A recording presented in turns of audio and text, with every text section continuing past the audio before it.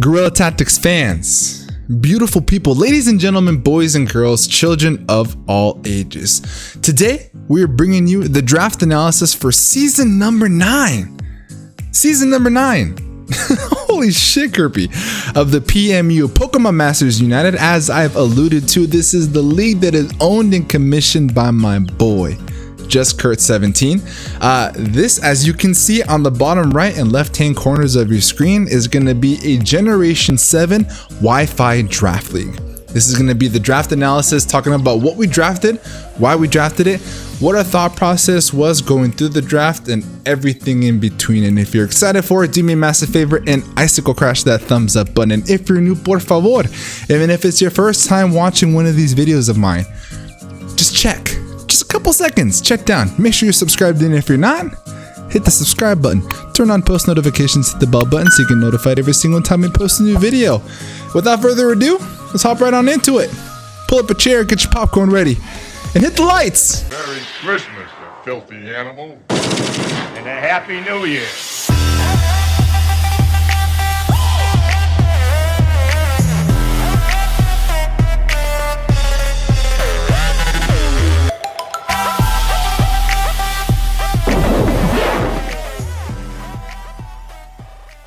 Alrighty fam, let's just hop right on into it. Like I said before, this is Generation 7, guys. We were positioned, I believe.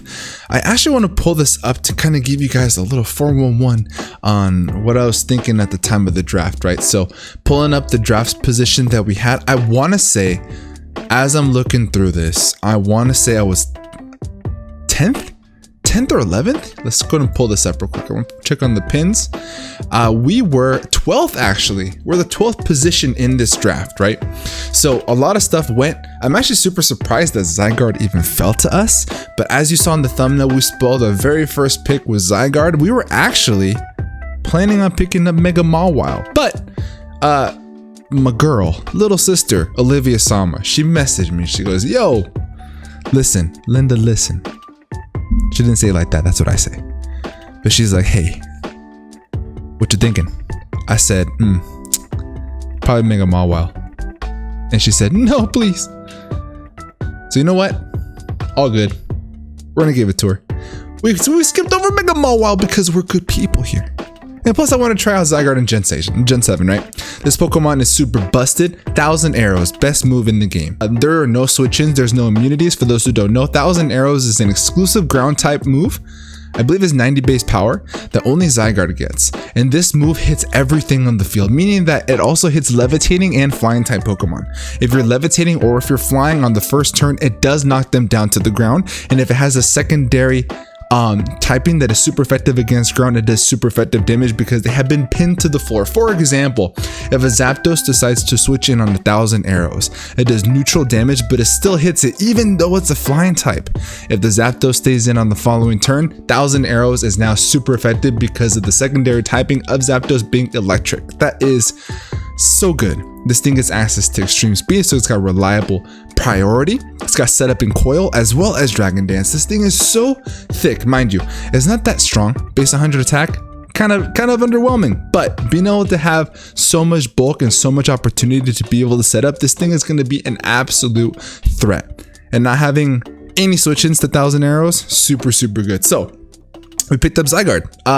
When it came back to us, I wanted to pick up my Mega, and I wanted to pick up a tier 1 Mega because obviously your Mega Pokemon typically 9 times out of 10 is going to come to every single matchup. So I thought, hey, might as well just grab a tier 1. For those who don't know, in a draft like this, typically the Megas, if it's a tier 1, you don't cost any points, right? So as you can see on the bottom, I didn't go over this in the past. We had to get 1 tier 1, 1 tier 2, 2 tier 3s, 1 tier 4, 1 tier 5, and 4 free picks plus your Mega.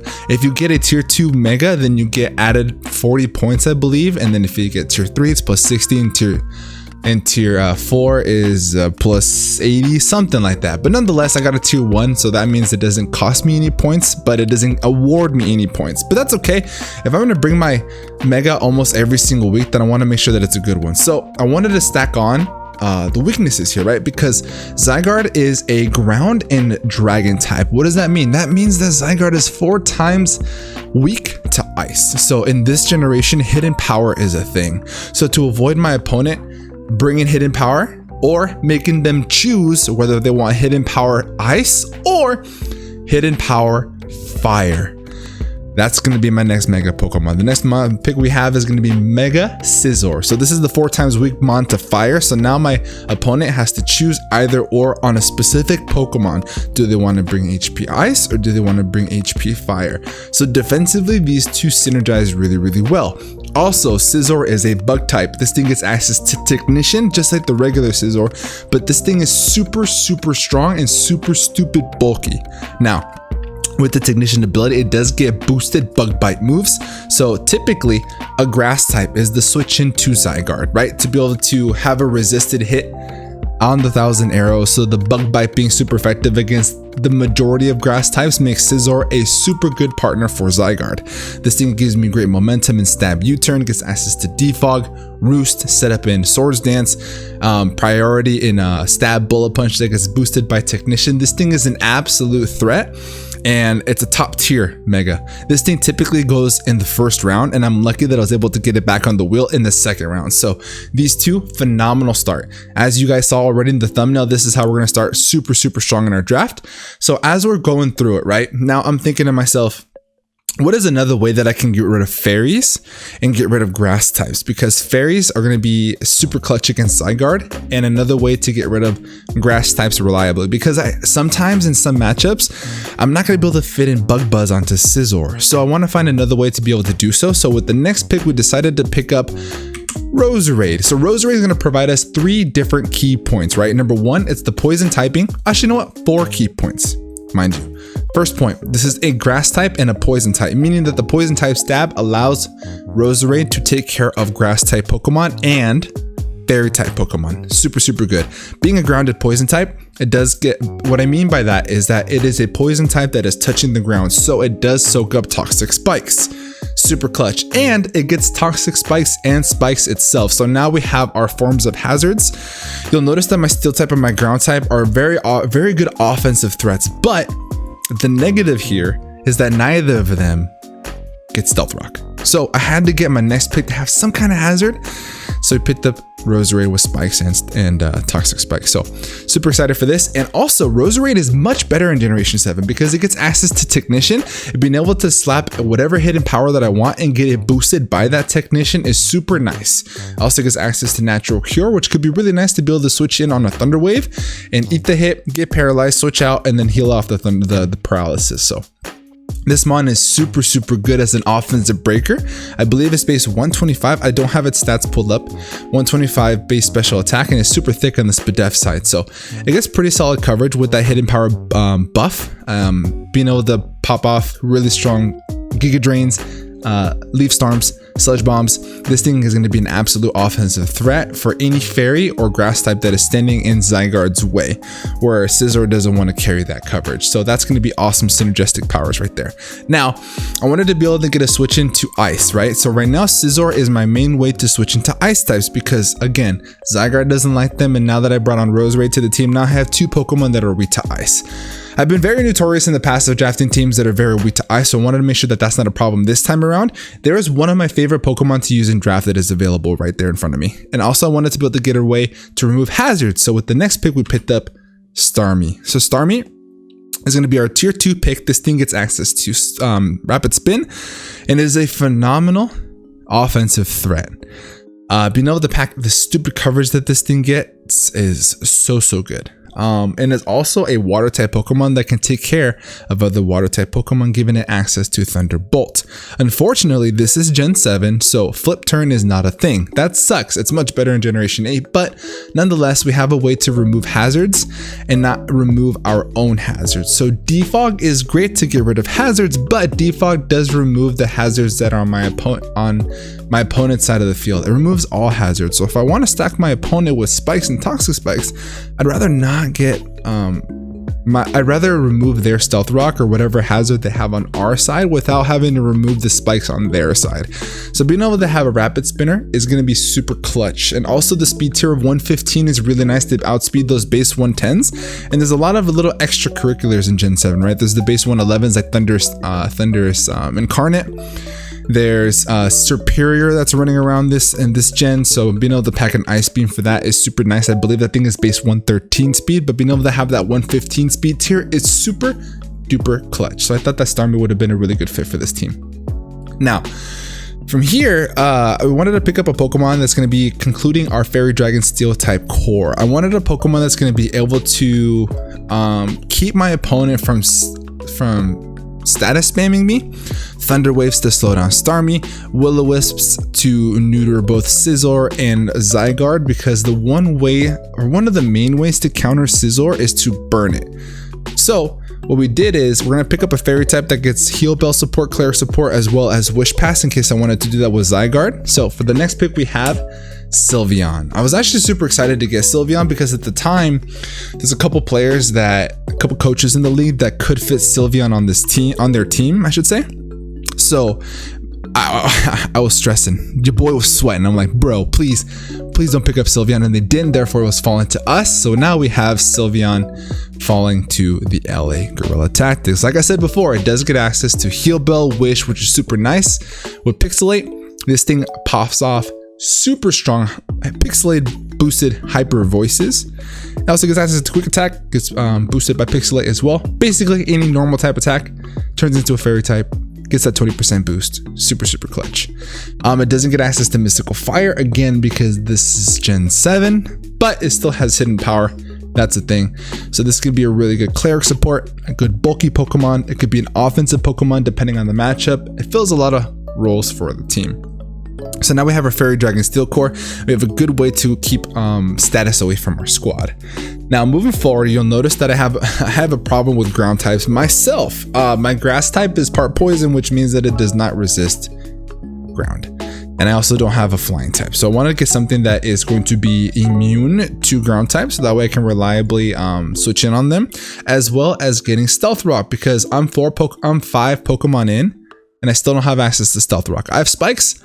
We've got Toxic Spikes with Roserade, but no Stealth Rock. So with the next pick, we decided to pick up the Psychic type, Uxie. So Uxie is going to be our Mon that's going to be reliably switching on a lot of offensive ground type threats and being able to get some momentum with access to U-Turn, and Stealth Rock is going to be super nice. The one knock, no pun intended, because it does get knockoff, that I have on Uxie is that it doesn't get reliable recovery. But you know, Rest in Chesto is a thing, but I don't necessarily want to run that most matchups, but that is something we do have to keep in mind. But now we have access to rocks as well as spikes and toxic spikes. Levitate's gonna be super clutch. Fighting Excadrill is gonna be a pain in the ass, but spoilers, I didn't get picked up. No one drafted Excadrill. That's a throw. I definitely would have done so, but we decided to go with Zygarde this route. I love Excadrill, but we don't have to worry about it now because we have Zygarde and Excadrill was not drafted. So being able to reliably switch in on all ground types is going to be super great for this team. And also being a really good fighting type switch in. Actually, if you look at it, fighting types are actually not much of a problem with my team. We have resistance in Sylveon, Roserade, and now Uxie, as well as Starmie. So this is a reliable fat. It's really fast and really thick. So being able to come in and be really annoying is going to be clutch for this squad. Now, moving forward, we want to have a good reliable fire type switch in, because if my Starmie is going to be offensive, it's not going to be bulky. So I want to be able to switch in on fire types, and I don't want to have that chance to burn on my Zygarde because fire types are going to be an issue for my Scizor. And also being able to get another way of setting up Stealth Rock, a good utility Pokemon, as well as a dark type. So the Pokemon that's going to be filling all those roles is going to be none other than Tyranitar. Tyranitar is going to be a Pokemon that is going to provide so much for this team, all that stuff that I just said, and then some. And in this generation, it is much better because Pursuit is in the game. Pursuit is a thing, boys. Pursuit is a thing, girls. So this thing is a super good Pursuit user, so I don't have to worry about psychic types as much. Yeah, I do have a 4x weakness to fighting, but hey, nothing a good Chople Berry can't fix. This thing is super thick on the Spadef side, being a rock type and setting up my own Sandstream. Now I have an option of weather, which is really nice. And typically most matchups, Zygarde, Scizor, and Tyranitar may end up coming. All three of those Pokemon are immune to Sandstorm, which is actually super clutch because it's going to chip away at my opponent while being a benefit to my team. So Tyranitar is going to fill a lot of really crucial roles here. It could be defensive, it could be offensive. Getting access to Dragon Dance is actually super clutch for this thing. Gets access to Rock Polish if I want to run that. It can run physical, it can run special. This is a phenomenal Pokemon to have on the draft league. And being able to have a bunch of different options to be able to switch into fighting types like I mentioned prior. This thing fits like a glove on the squad. So access to switching into fire types as well as all those resistances it provides for the rest of our team and vice versa is super duper nice. Now, we're not very fast. The fastest Pokemon that we have here is Starmie. There's a lot of Pokemon in this generation that exist. The very first Pokemon that was taken overall was Mega Alakazam. I don't think that Mega Arrow was drafted. I could be wrong. I don't remember off the top of my head, but the base speed stat of this gen is so stupid fast. And then obviously Coco's around, etc. A lot of really fast threats. So I want to get a Pokemon that's going to be outspeeding all of them. So what the next mon we have is the fastest Pokemon in draft. Gore. Gore is super fast. I want to say that it's I think it's base 146. I don't remember off the top of my head. Let's go ahead and pull this up real quick, so I'm not talking out of my booty hole. Let's see.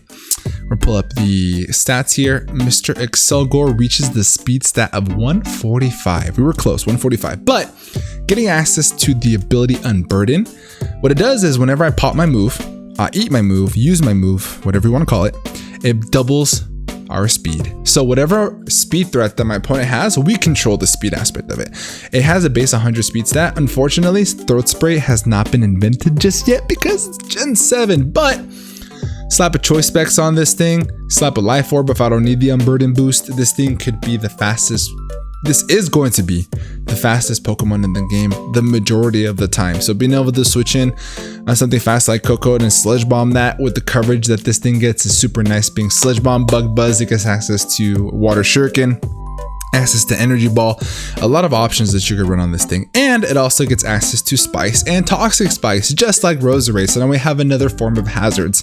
If I want to lead with this thing, set up Spikes, use Final Gambit, and then die, that's also an option. So a couple different things that we can do with Gore. I do love this Pokemon. I've been wanting to draft it for the longest time. I'm definitely going to be drafting it in a Gen 8 league as well because of having that access to Throat Spray. So super cool ninja Pokemon. I really like Gore on this team.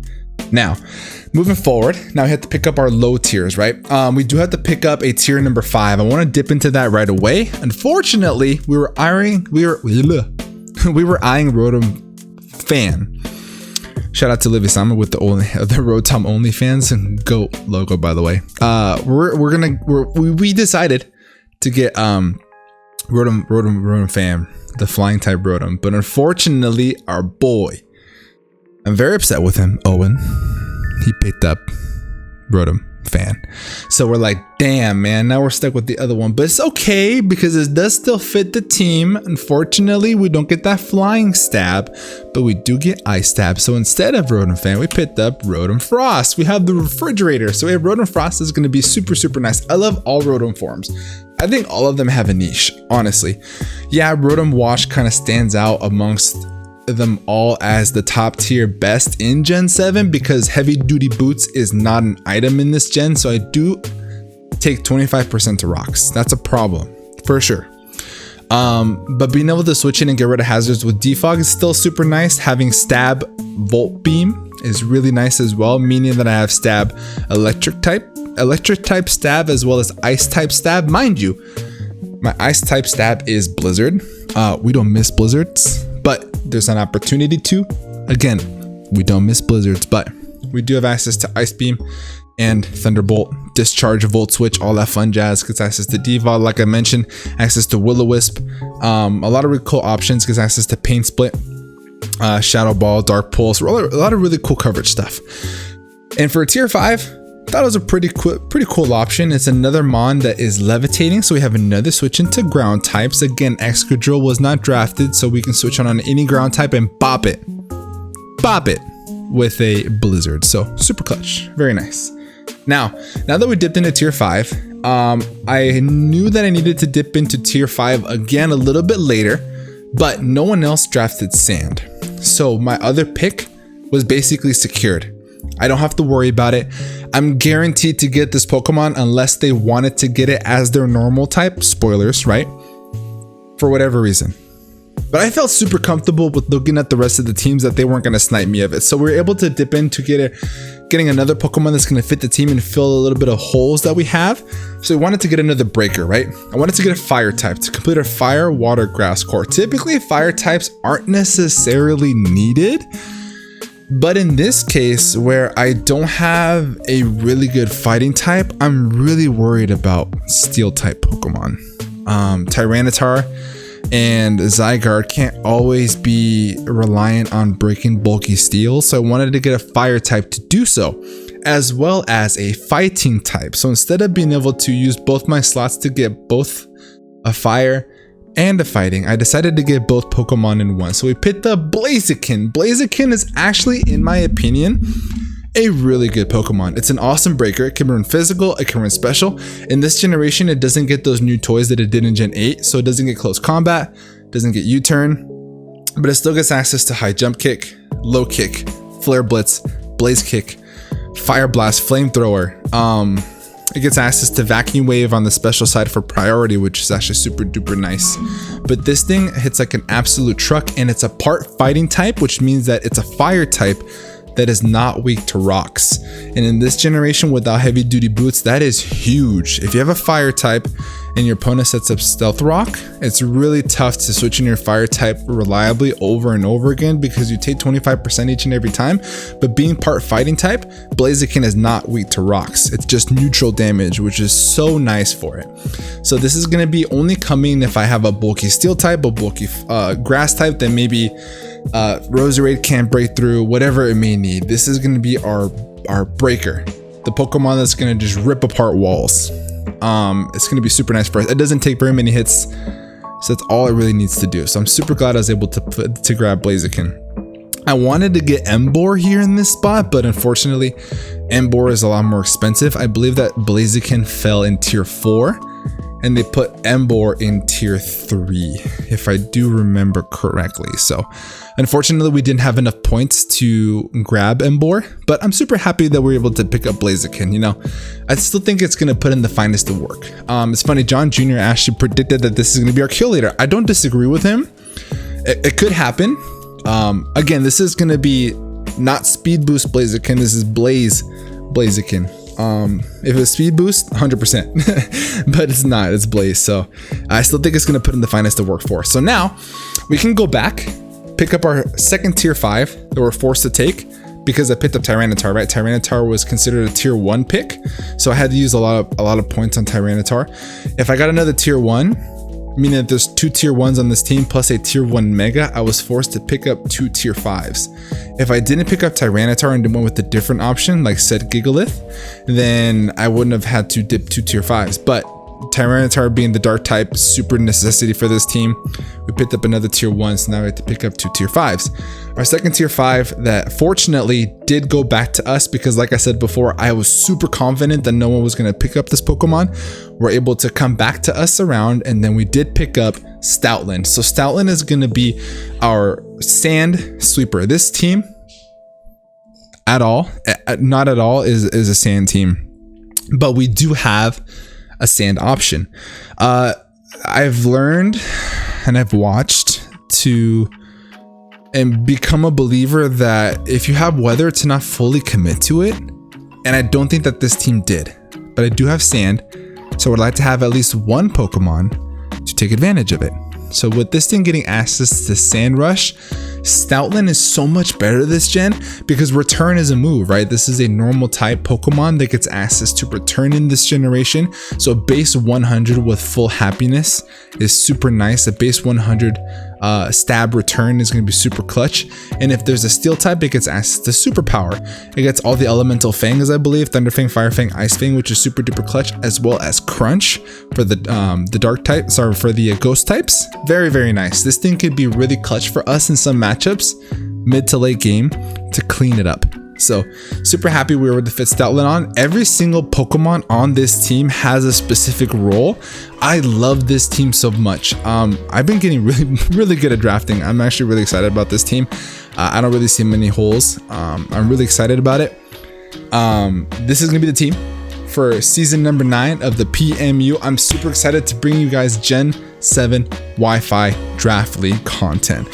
Fortunately, check it out. We have access to do live battles, so we are going to be doing our battles live, not replays.